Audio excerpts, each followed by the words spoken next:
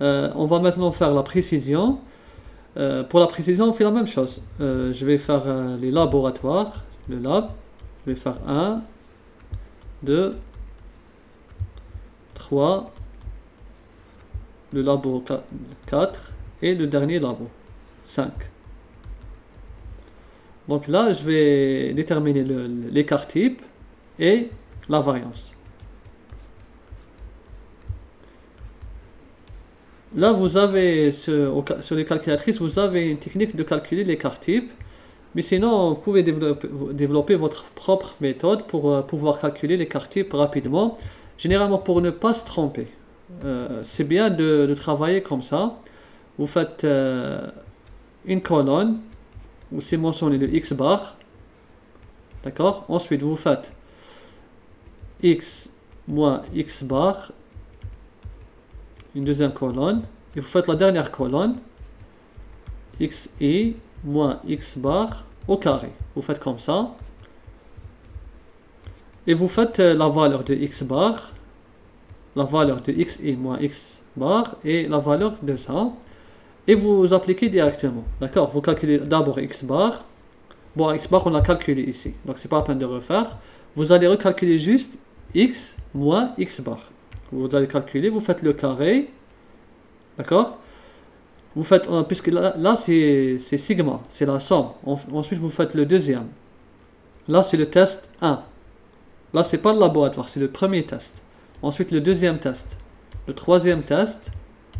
Jusqu'à sixième test. À la fin, vous aurez différentes valeurs. Et qu'est-ce que vous faites? Vous faites juste le sigma. Ça, plus ça, plus ça, plus ça, plus ça. Et vous aurez la valeur de votre xi moins x bar au carré. D'accord? Donc ça va, pour éviter de faire des erreurs, il vous divisez directement par n moins 1. Le n ici c'est 5, n moins 1 c'est plutôt n c'est 6, n moins 1 c'est 5. Et vous faites la racine et vous avez obtenu l'écart type. Là c'est une méthode propre pour éviter de commettre des erreurs. J'ai calculé l'écart type pour chaque mesure et j'ai trouvé les valeurs suivantes. Le S c'est 0,494.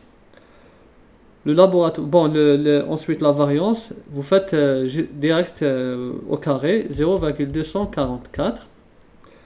Là c'est 1,71. Le carré c'est 2,92. 0,420. Là c'est 0,176. 3,25. 10, 6. 1,29. Et enfin 1,66. Voilà les écarts types et les variances des différents laboratoires. Maintenant, on va faire des commentaires. Pour l'exactitude, on remarque que le laboratoire 1, le laboratoire 2, d'accord, ils possèdent une très faible, ces deux-là, c'est une très faible, on va dire, erreur relative. C'est-à-dire quoi? Ça veut dire que les erreurs systématiques sont minimales. C'est les deux labos qui possèdent les plus faibles erreurs systématiques. Ensuite, vous avez le laboratoire 3 et le laboratoire 5. On va dire que c'est assez moyen. D'accord? On va dire que là, les erreurs systématiques, elles existent, mais elles ne sont pas minimales. D'accord? Ici.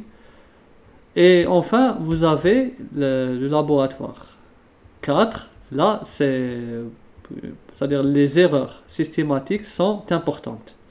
D'accord? Les erreurs systématiques importantes.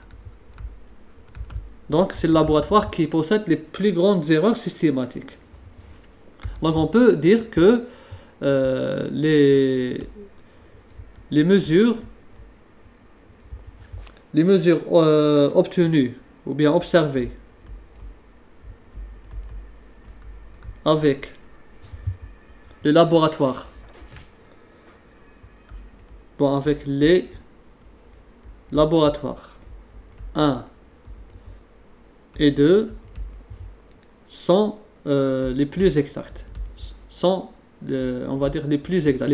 Ils ont une grande exactitude. Les plus exacts. Ensuite, les mesures observées avec les laboratoires, ces deux-là, 3 et 5.